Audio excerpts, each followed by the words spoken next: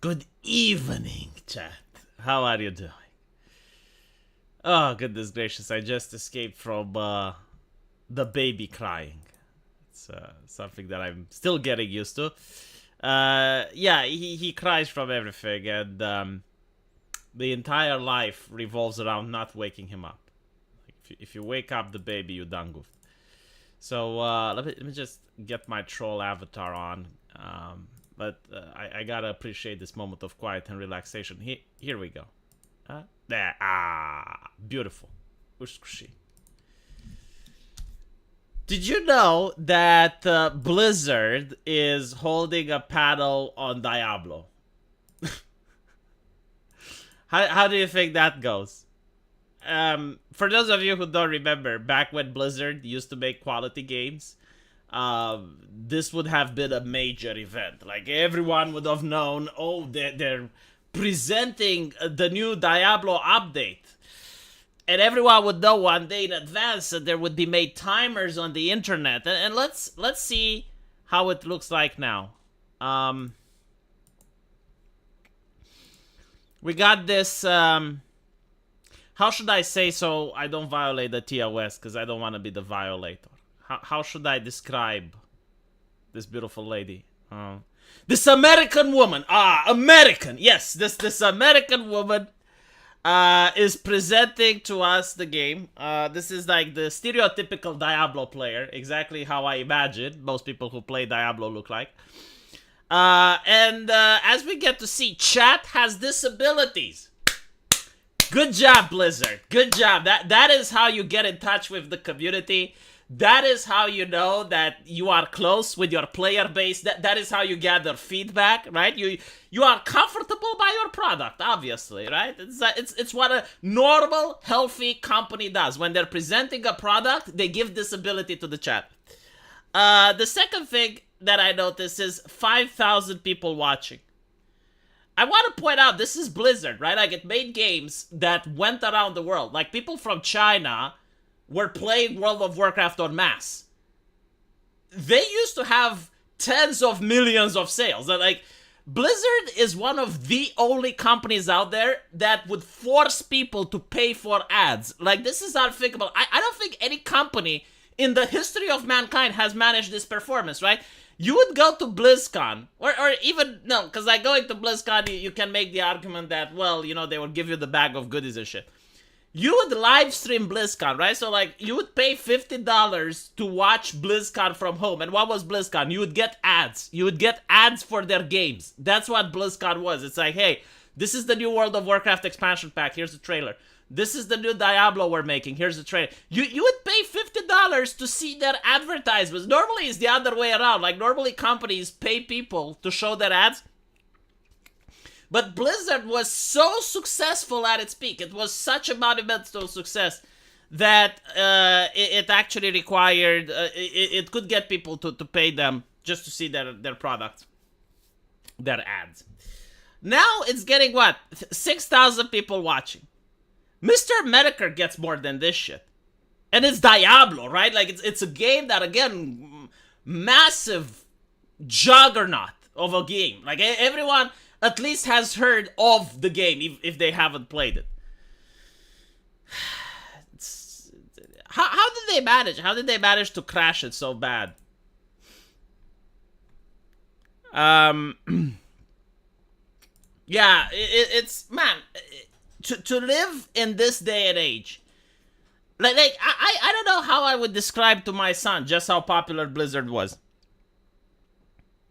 Like, if the gaming industry trend continues and they keep ruining all their products, when my son grows up, I do not think that I would be able to describe in an accurate picture for him how the old Blizzard was like. The absolute cultural phenomenon that Blizzard was like.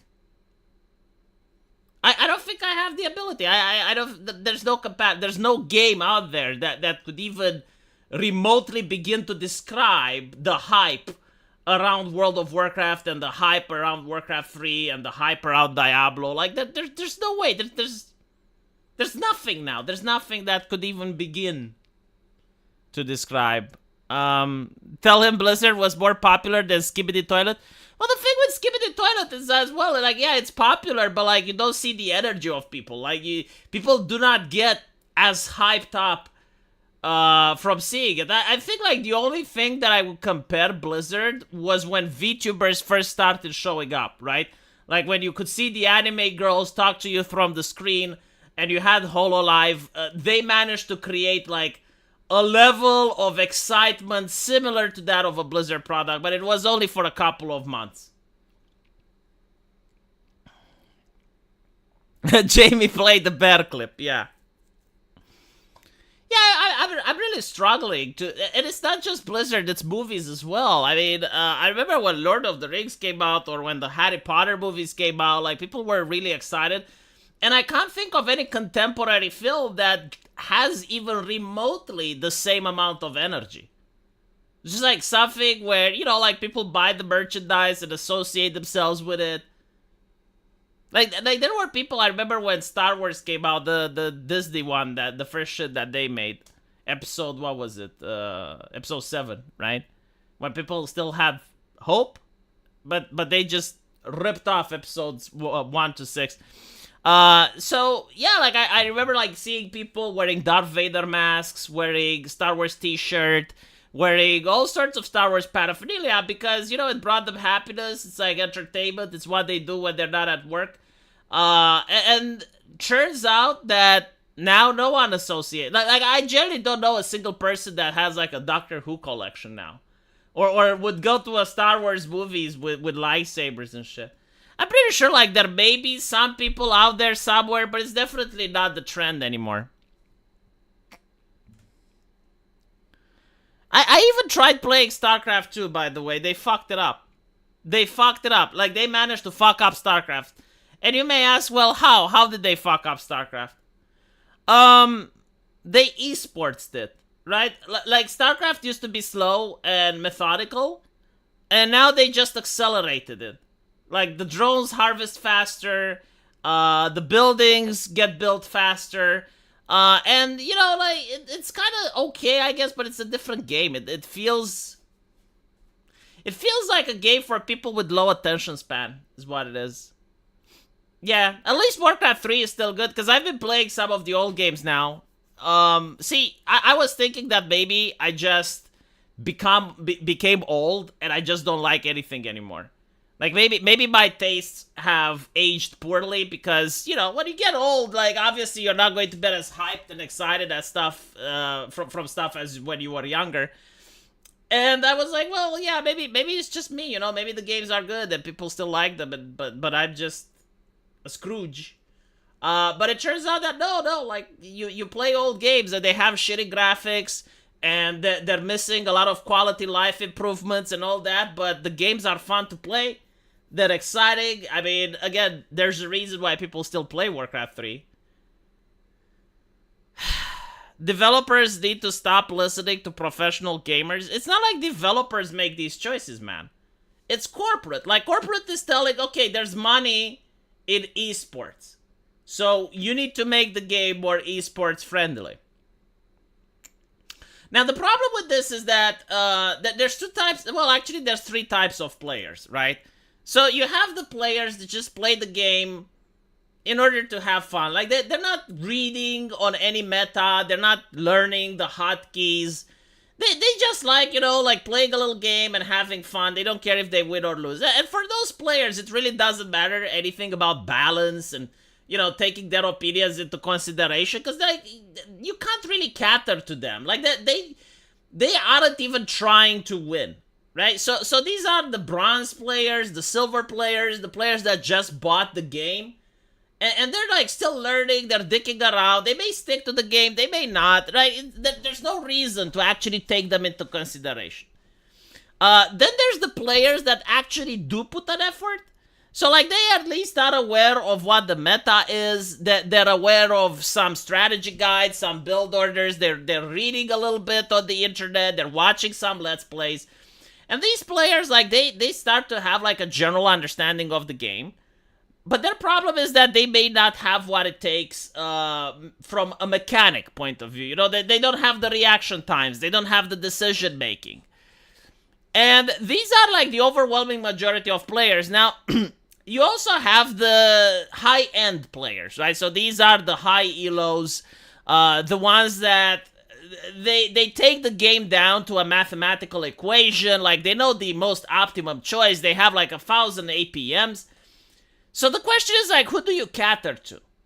Right? Like, who do you cater to? Do you cater to the top players? Or do you cater to the average players? And I don't think there's a right answer for it.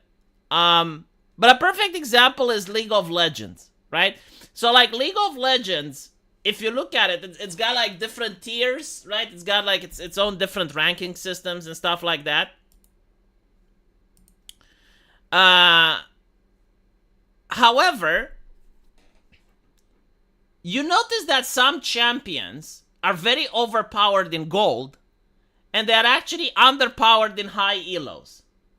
So why is that? Well, you can have like a low skill champion that is very difficult to avoid and to play against, unless you have like really great reactions, unless you have like really strong knowledge of the game. So, like, players that are in the medium brackets, they get decimated by these champs. But players that are in higher brackets, because they have the reaction time, because they have the game knowledge, they absolutely BTFO those champs.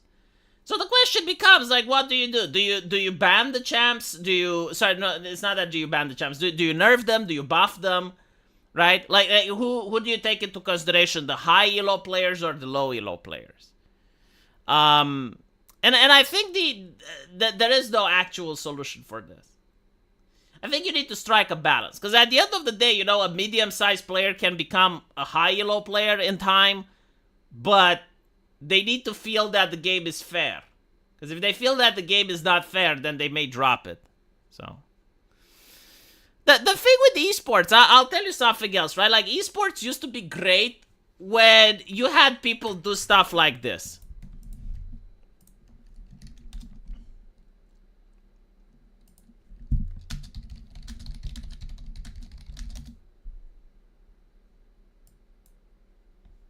Join me.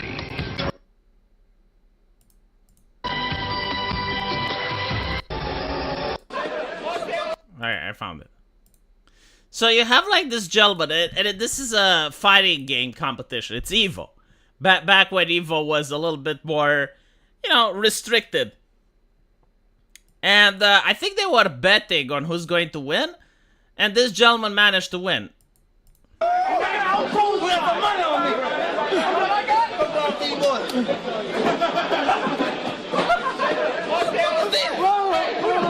is going on? What the fuck is this? Don't business these. Don't business these. Whose bitch this is? Whose bitch this is? This is why a lot of people enjoyed watching esports. Because it was so natural. You felt that gamers are there. Like, you felt that the people you play in multiplayer are actually there, and they're being genuine, and they're behaving normally, and they're having fun. Right? But no, then the mummying up the place came in, the terms of service. Like, no, you're a professional gamer. You can't behave this way. How can we allow? Why are we allowing? Why do we allow? Oh my fucking God. The people that keep asking, how do we allow? There are things that I wish to do to them that aren't harmful, like wouldn't require hospitalization, but would still get me a TOS violation. They were the cancer. Like the how do we allow brigade are the cancer that completely fucked esports. Anyway, cater to the demographic that makes the most profits for the corporation. Well, that's the thing, because like both demographics are making profits, right? The normies are making profits because they're the most numerous. The elo player, the high elo players are making profits because they're organizing, they're going to tournaments. They're the ones that are writing the guides for the average player. They're the ones that are creating new fun strategies, and they're the ones that bring sponsors and stuff. So they're both making money, but in different ways. Yeah, toxicity is proof of realness. If I don't see something toxic, then it's fake.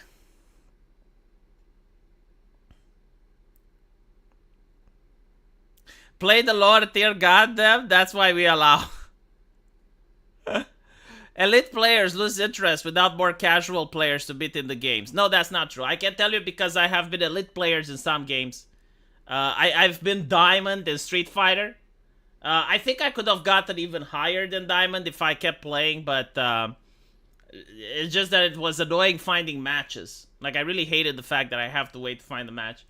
I can tell you that professional players and players that are under them, we do not enjoy fighting casuals.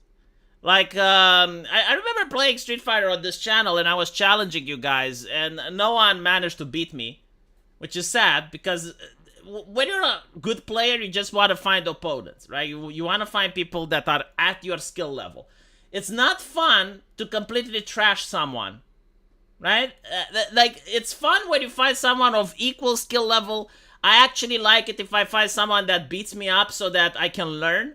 Because you can't progress if you're constantly winning. Like, if you're winning nonstop, there's no more growth. Like, you already are there. So, yeah, no, I enjoy fighting against people of my skill.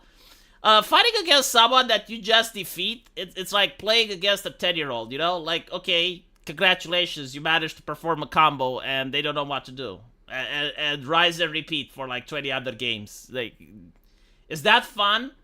I mean, maybe for some people, but not for me.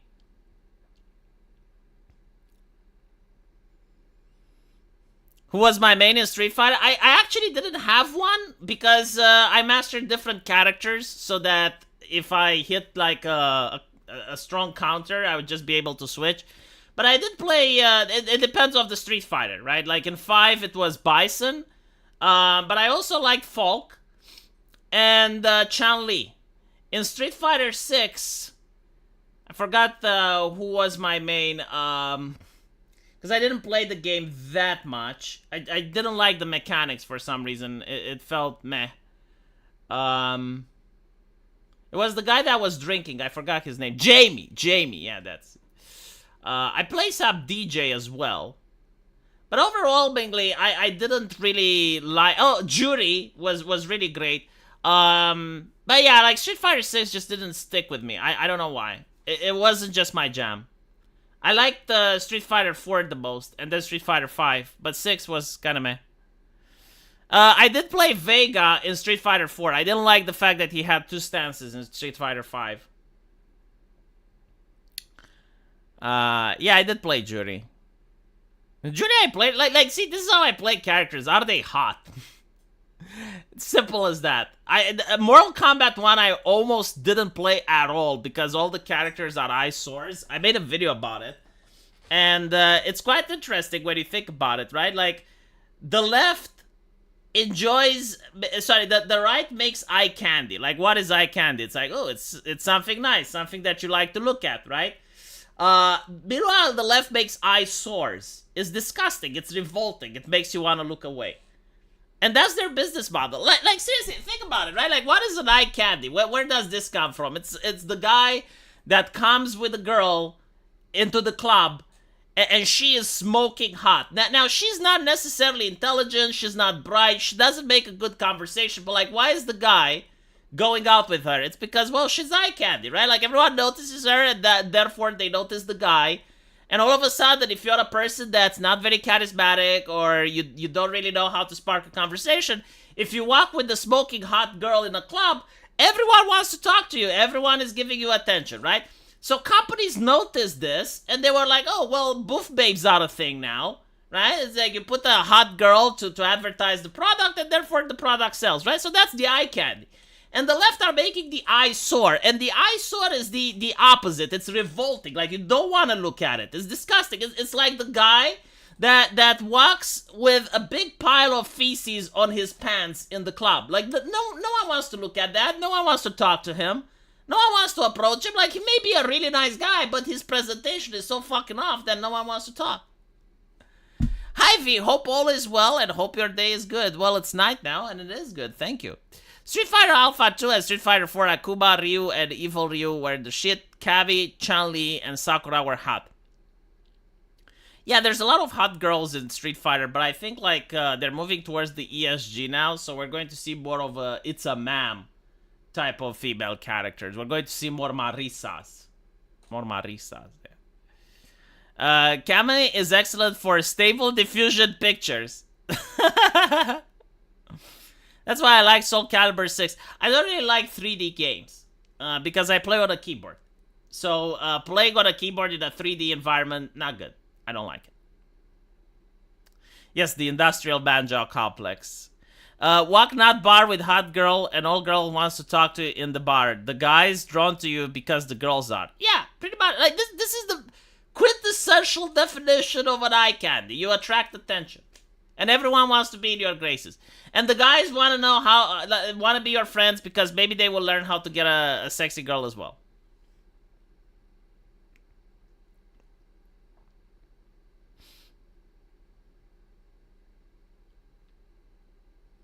If someone walked around with turds on their pants, I wouldn't be able to turn away. It's like watching a car crash. No, man, I would turn away. It's fucking disgusting. It's vile.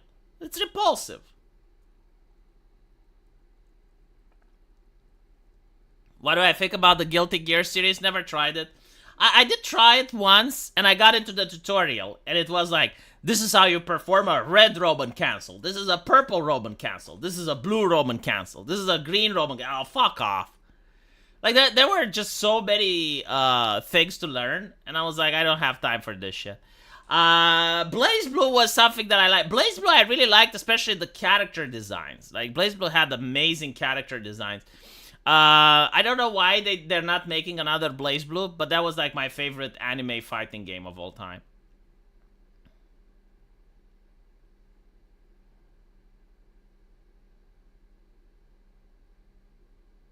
Dead or Alive, never tried it. I know that it's sexy and all, but no. No, the only games that I played that are fighting games and I liked were Street Fighter, Mortal Kombat, Blaze Blue, Injustice.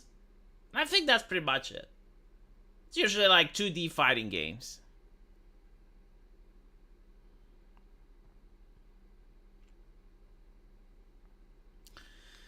Right, let's see what's happening today on Twitter. Do you guys have Twitter? Do you go there? If you're from Brazil, you might get Twitter banned. Do I even have friends from Brazil? Actually, I do. I think the developer of Succubus Covenant may be from Brazil. Means that I won't be able to talk to them anymore. Shit. Alright, listen to this. Dustborn let me smash fascists and flirt with my situationship. Situationship. It's a new word, huh?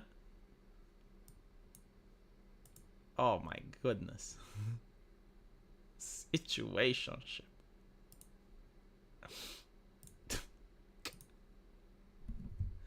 Who sits around and invents these words? Like, these people, you know, they will say that if you like Stellar Blade, you are a Khmer, you're obsessed.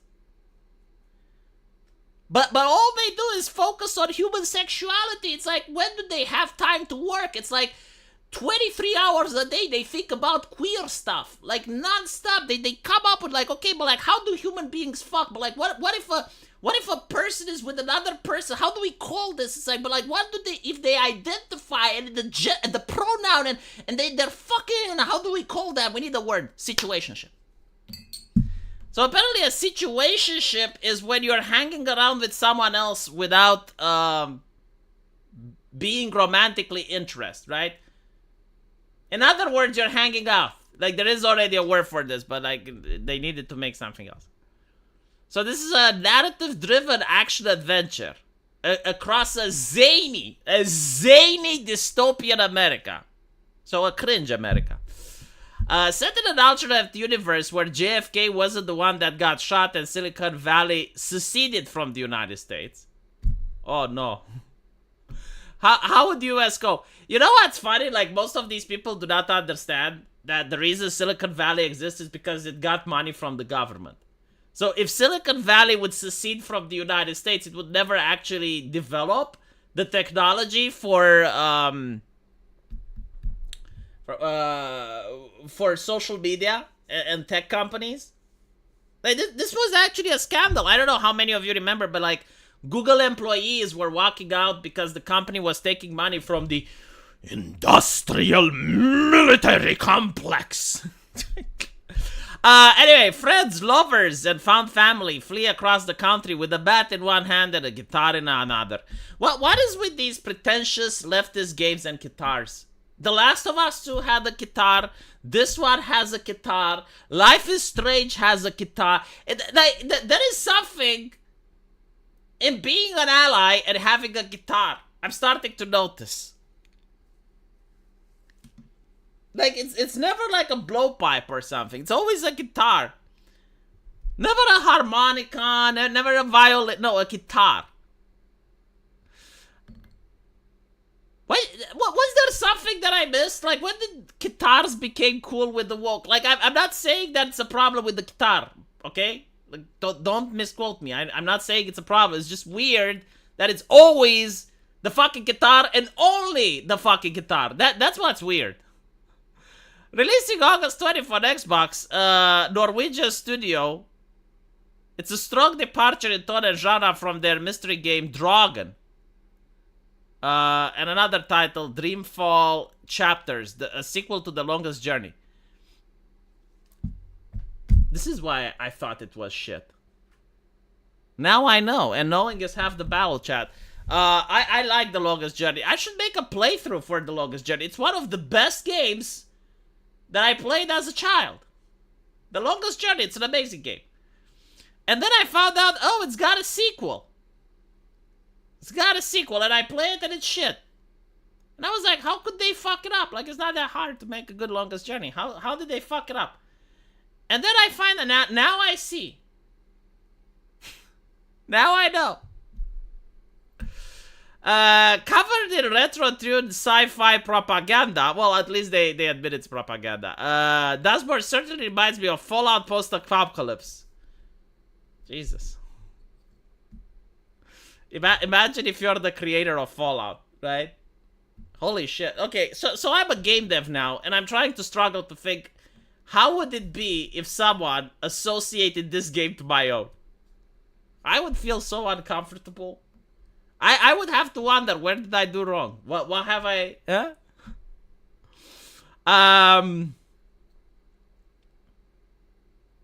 Dashboard invites much aesthetic comparison, but within these familiar trappings is an unabashedly pop-punk story about queer, fighting cops and corporations. But why, though? They're on your fucking side! They're on your fucking side! Every single corporation has your fucking flag! Every single police officer will arrest the nearest child that has the audacity to leave even some skid marks on your holy symbols! Why are you fighting them? Pax a 30-something black woman. Yeah, again, you know, when you cast like 30-year-old characters, this is another thing that I keep saying. The target audience is important. And you need to cast characters that are around 5 years older than the main than your target audience, right? So if you're catering to 18-year-olds, which, let's be honest, you need to be with the mind of an 18-year-old in order not to be able to critically analyze this game. Because the moment you start critically thinking, you're like, this game is garbage. So your character should be 23, right? Like 5 years older or so. I mean, look at Tomb Raider. How old was she in Tomb Raider Survival? I mean, she looks like 19, early 20s. Hold on, let me check. And this is a game that actually sold, you know, this one actually made money. So, Lara Croft.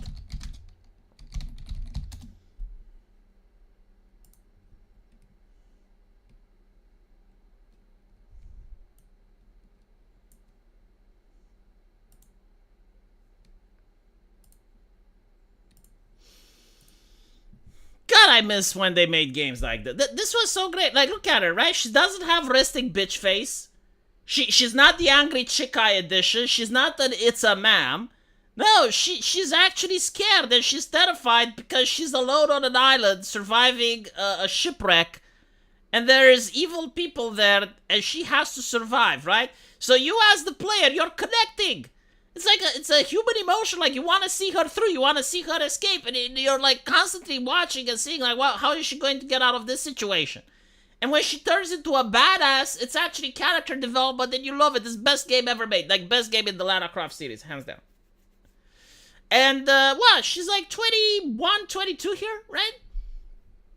Because the audience that plays these games are teenagers. You don't want to start grandma. If she's like 35-year-old, then it's elderly abuse. Like, she's supposed to jump, climb rocks, and fight other people and shit. It's like, no, you don't do that at 35. You retire at 35 if you're doing that intensive training.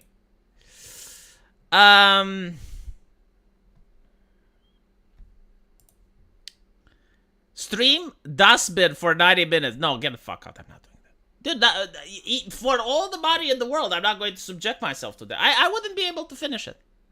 The entire system sucks these losers off on a daily basis, and they still say they're oppressed because some deep south grandma won't affirm them.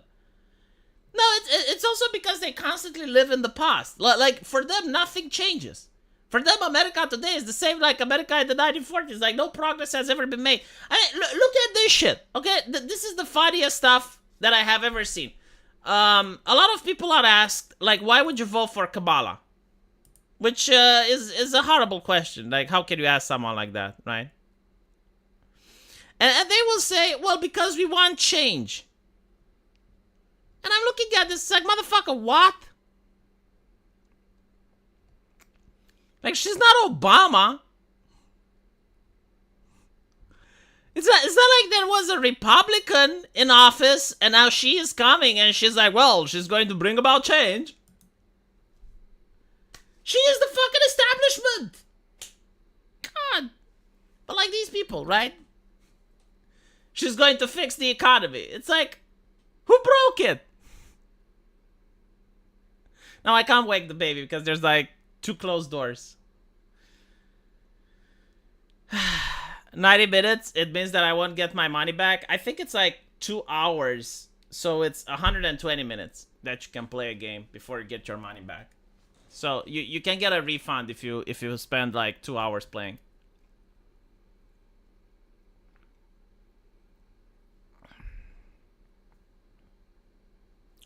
But yeah, I also don't think that I will have people in the chat if I play it. I genuinely don't think I will have more than like 50 people watching. It's career suicide. It's no.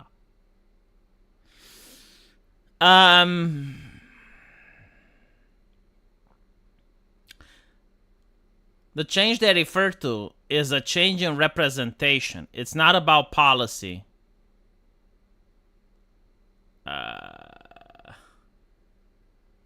I mean, she was president when Joe Biden had a colonoscopy, right? Like, the vice president becomes the president. So we need to bring back tests to gain the right to vote. Do you think this is why Biden doesn't just step down? Because, like, this would be the logical thing, right? Like, if they're saying, well, he's incapable of performing office because we saw the interview and he's not all there, right? So they're basically saying, well, he's an old man. He's not very cognitive. Okay. So if that's the case, the question is, like, why doesn't he step down? And by stepping down, you have, like, Kamala becoming president. And I think, like, the reason is that if she was to become president, then you can't say that Kamala needs to be voted in so that she becomes the first woman president, because she would become the first woman president the moment Joe Biden steps down.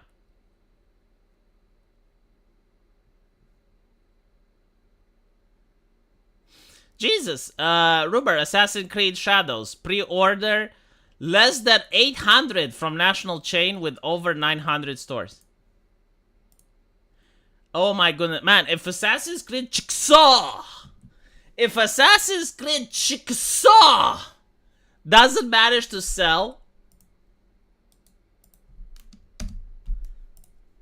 I actually speak with people from Ubisoft. I know that morale is down. Assassin's Creed Chickasaw. I have never understood hate watching. Why do it? Because it's funny if you're not doing it alone and you're doing it with someone else. A lot of people don't get it. A lot of people don't get it.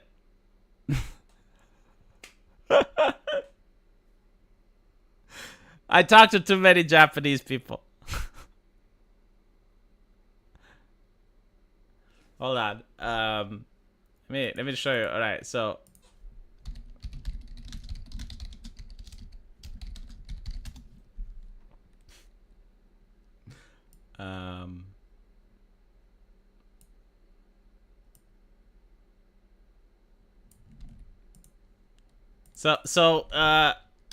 Google this, right? Assassin's Creed Chickasaw. Yeah, Mr. J got it. Mr. J got it, yeah. Not everyone got it. It's Assassin's Creed Chickasaw. I would love if the latest Assassin's Creed failed to sell. The problem with Assassin's Creed is that every game is Assassin's Creed. Every single game. Nowadays, every single Western AAA game is Assassin's Creed. It's like, V, what do you mean by this? Well, it's over the shoulder, stuck in a barren world, where you go from point A to point B in order to initiate a quest. And then rise and repeat. And you have like a little crafting system. And maybe you also have like a couple of XP points that by the end of the game you get to fill them all up. So yeah. Name me the game that I just said. No, it's not Google results. Use translate. Translate from Japanese to English. Translate XO.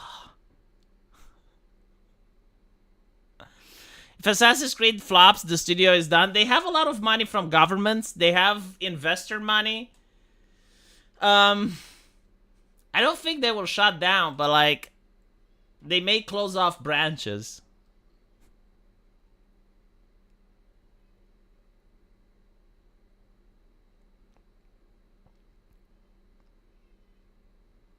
I only played the first Assassin's Creed. See, the thing with the Assassin's Creed series, it always had some problems. But like the first Assassin's Creed, like it really had an interesting concept, and that was like the idea of social stealth.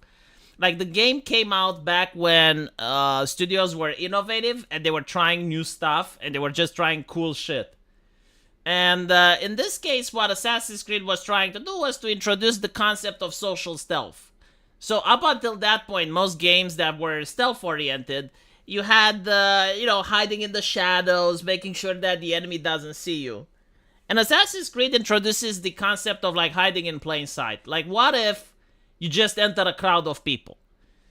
So, they see you, but because you're in a crowd, you're invisible. Or what if, like, the guards are chasing you, but you dart around the corner and then sit on a bench acting all natural, and the guards just walk past you because like, they don't bother looking, right?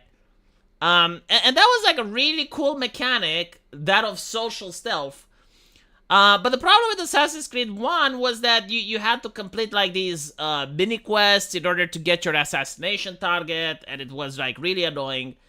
But, the game was cool in the idea that you would die very quickly. So, if you weren't stealthy, if you weren't just, like, playing as you were supposed to, they would kill you in, like, 1, maybe 2 hits. Now, Assassin's Creed 2 gets rid of the quest system where it's, like, really boring and you have to, like, do the whole preparation for assassination shit. But, in exchange, they also make it so that you don't die easily, which was boring. Let me show you the trailer for Assassin's Creed 1, so you guys can see.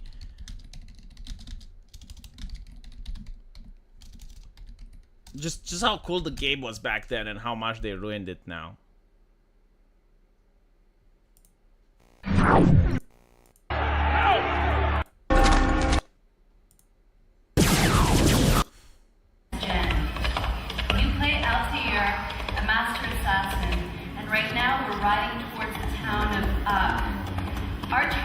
William de Montferrat, and he's thought to be somewhere near the center of town. I'm actually surprised that the game looks this good so many years later. For those of you who don't know, this is a brand new franchise being developed by the Ubisoft Montreal studio, by the core team that brought you Prince of Persia: The Sands of Time. Okay, let's get off the... So this was quite revolutionary at the time. In fact, this is what the game was renowned for: generating crowds of people without breaking your machine. Because up until that point, if you had this many NPCs on a screen, the computer would become very sluggish trying to generate all of them. But here it's different. It's the first game where you can have like massive crowds. Course now, and backtrack a bit. Let's go down into the alley to the left. What you're going to see now as we turn the corner is one of the main focuses that the team has had, and it's a promise of next-gen games, really. It's crowd. So you're not only going to see hundreds of NPCs in crowded streets like this, but they're all going to react in their own individual way to what you're doing. If you push them around like that, they may not like it, and it may not be a good idea to do that if you're near your target and you don't want to be seen. But let's just get them out of the way. We're kind of in a hurry. I don't want to waste your time. And let's run up to this building. And now we can show you one of our second main focuses, which is freedom. We place the player in complete control of the... Yeah, give me 1 second, because I need to see if the sound is good. Because usually I play something like that, and then people are like, I can't hear anything. I can't hear anything.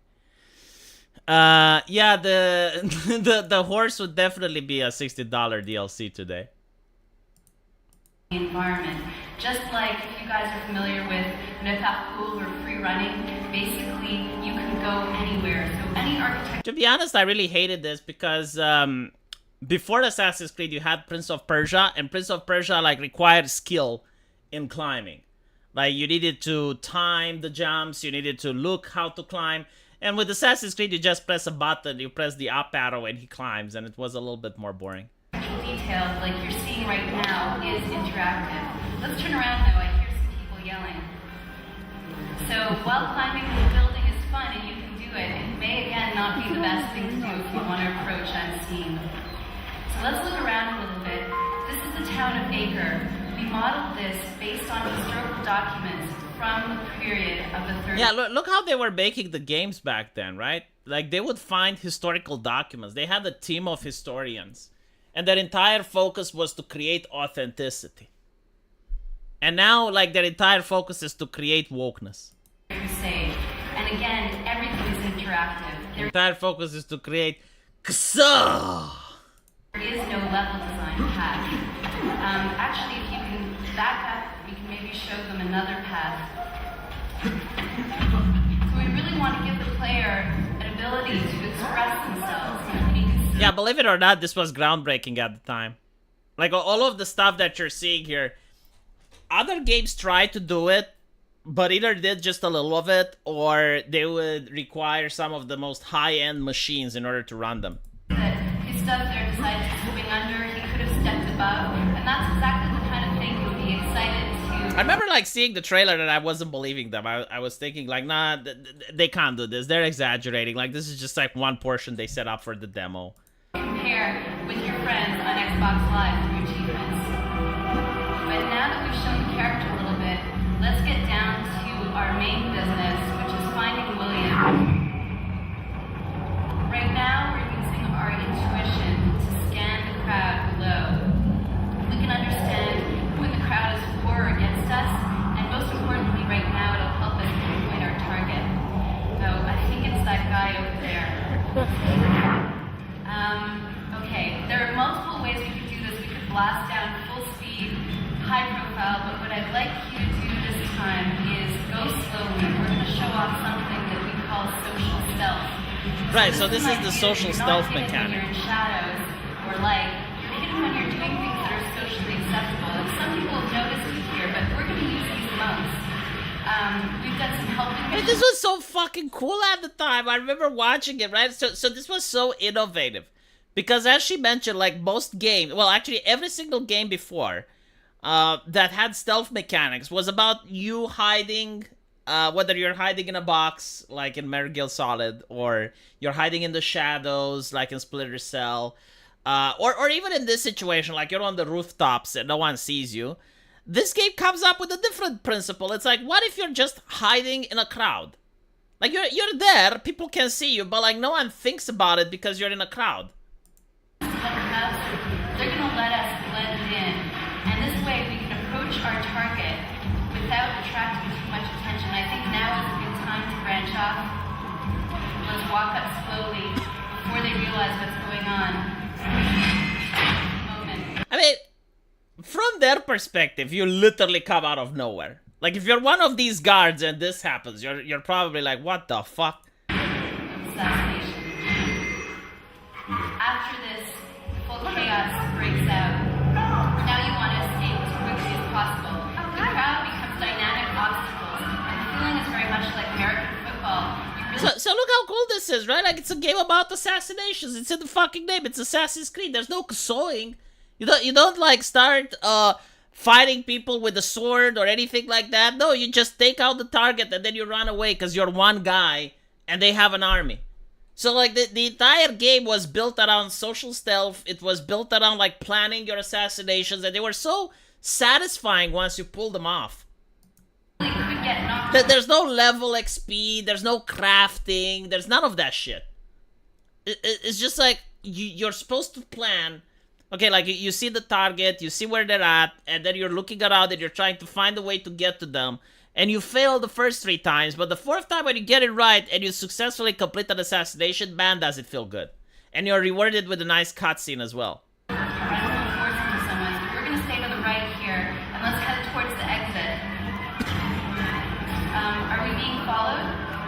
Okay, we're going to show you something else. We can break things dynamically. We have physics.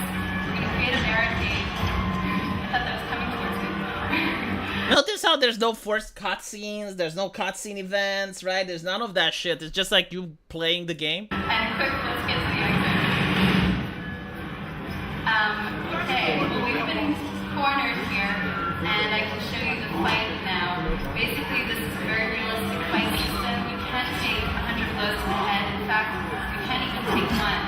So what you want Yeah, basically, if you took like 1 or 2 slashes, you are dead. to do is take a defensive pose, wait for an opening in the enemy, just like Gustav is doing, and use that To be fair, it wasn't the best combat system, but the game really didn't want you to fight. Like, fighting was something you did as a last resort, but you weren't supposed to. timing to land your perfect attack.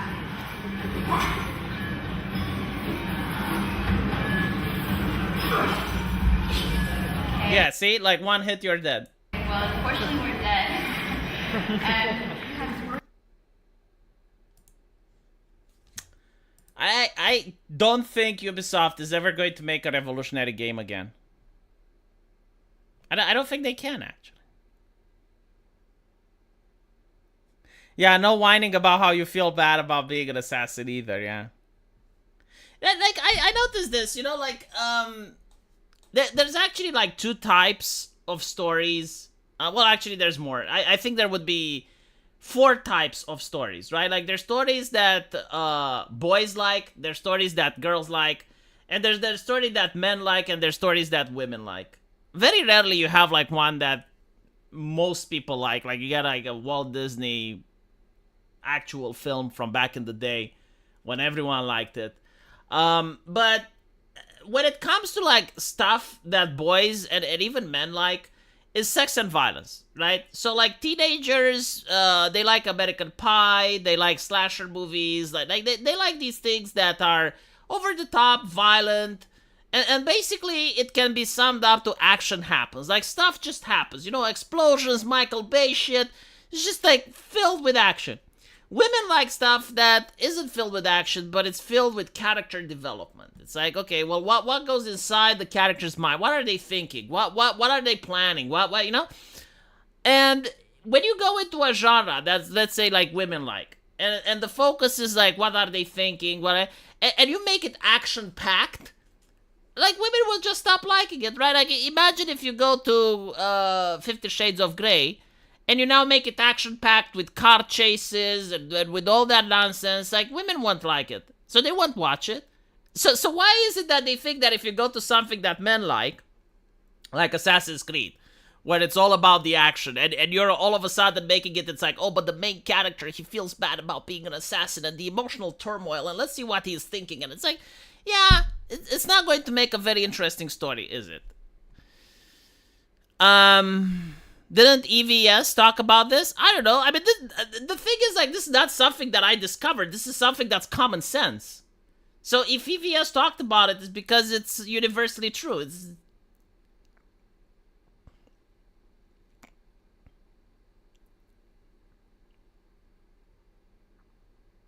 Oddly enough, the problem Ubisoft currently has in regards to DEI are a result of Jade Raymond, the original producer of the first Assassin's Creed. I don't know, man. Like, here's the thing. You gotta disassociate the press statements from what goes inside the company, right? Inside the company, you have the investors that are making demands, and you have the shareholders that are also making demands. And then you have the marketing team and blah, blah, blah. So basically, if you have like BlackRock coming up, or you have like a government grant, and the government grant is like $1 million, but like requires you to make a game that's filled with wokeness and blah blah blah, then all of a sudden you're going to have the CEO go out and say, oh yes, we discovered that representation is paramount and everyone likes to be represented, and it's oh, come on.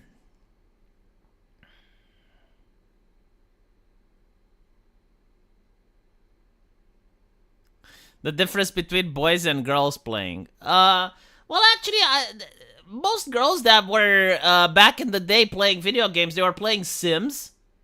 Like, Sims was insanely popular with the girls, and then it came to me and I realized why that is. It's a dollhouse simulator. No, seriously, think about it. The Sims is a dollhouse simulator. You got your Ken and your Barbie, and they have a house together, and then Ken goes to work and Barbie cheats with the neighbors. It's a dollhouse simulator.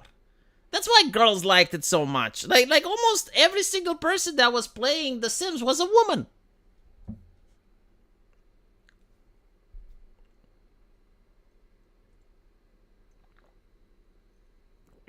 Slixian, thank you for the $5. Normalize blacklisting developers working on old games. They already are, man.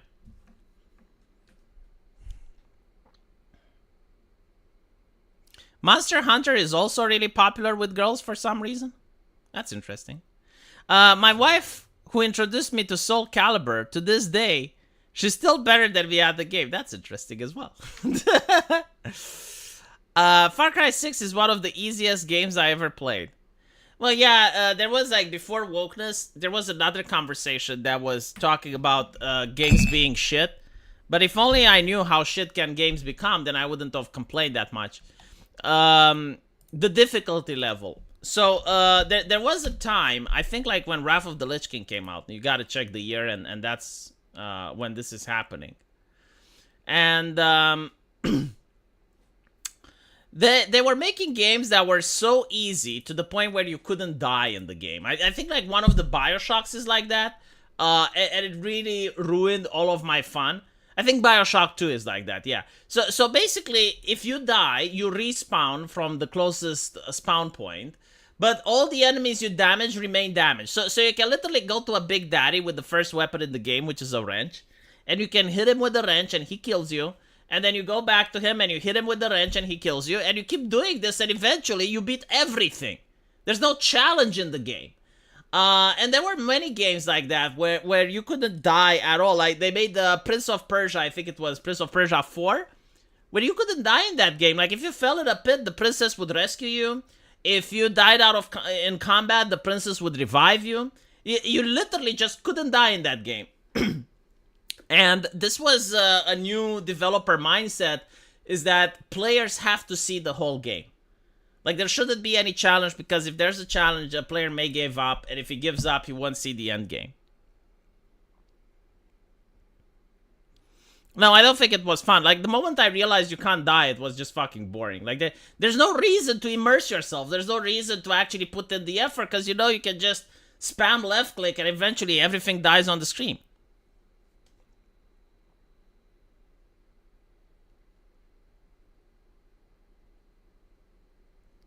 No, not all the Bioshocks were like that. In fact, Bioshock Infinite was one of the best games that I've played from a gameplay standpoint, because you have this thing called the Konami Code. And the Konami Code, what it does is every time you die, you need 50 credits to respawn. And if you run out of credits, the game just boots you up into the main menu and deletes the save. So when you play the game like that, there's a lot of adrenaline, because you know that if you die, you can lose the save. So you're very careful, you're very strategic, and it's really amazing. Like if you play the game with the Konami Code, it's like such a different experience. It's kind of like playing Diablo in hardcore, but it's a first-person shooter.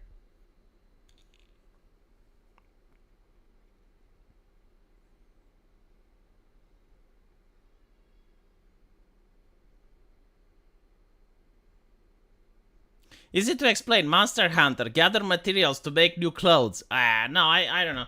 I remember when that Star Wars girl, oh my god, like when she played Elden Ring, and she spent 2 fucking hours in the character creation skin.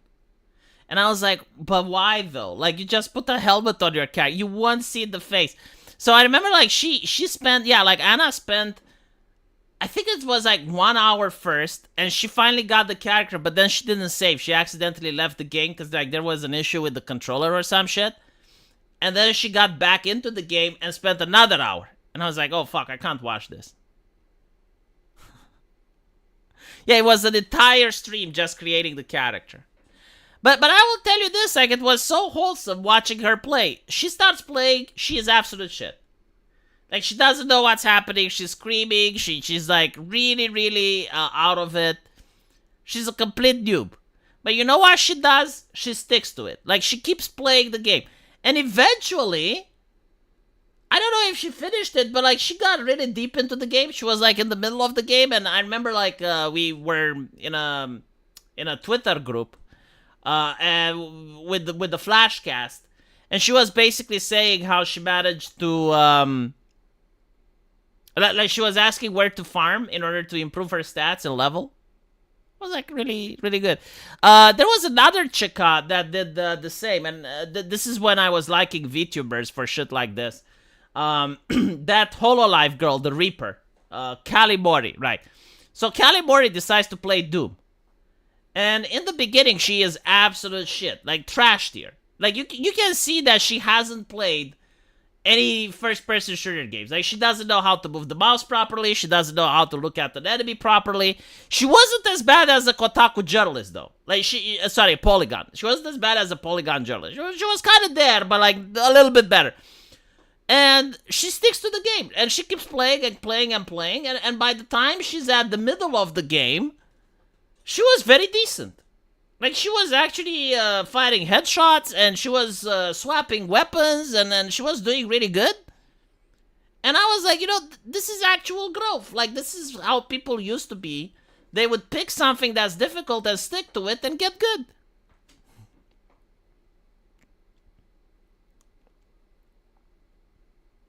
Who else tried to beat the first boss in Dark Souls, not realizing you need to run away? Most people did. The fun fact is you can actually beat the first boss in Dark Souls. Like, he is beatable. And he actually gives you a ring. That's very good if you beat him.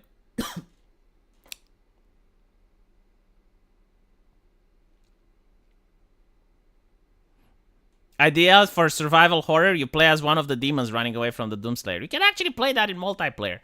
The problem that I have with Doom's multiplayer, and this really pissed me off, is that it would have been really cool to have like a classic arena shooter, where you start off with the pistol, you run around, you collect a weapon, and you shoot other people. But for some fucking reason, they just didn't want to do it, and instead they had like this bizarre multiplayer, where it's like, one team plays as 2 demons, and the other guy is the Doomslayer, and you have to fight against the 2. And like, but why though? But why? Why can't it just be like the classic?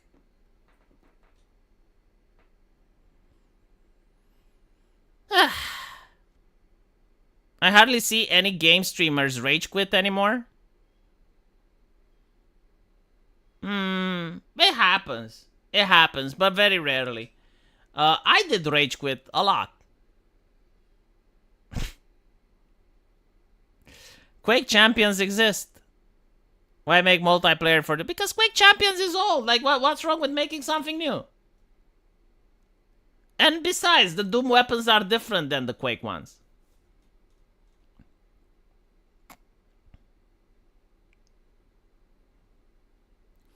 Anyway, I'll end it here. Need to go work on my other project. So, thank you guys for watching. I appreciate it. And I'll see you later. Take care.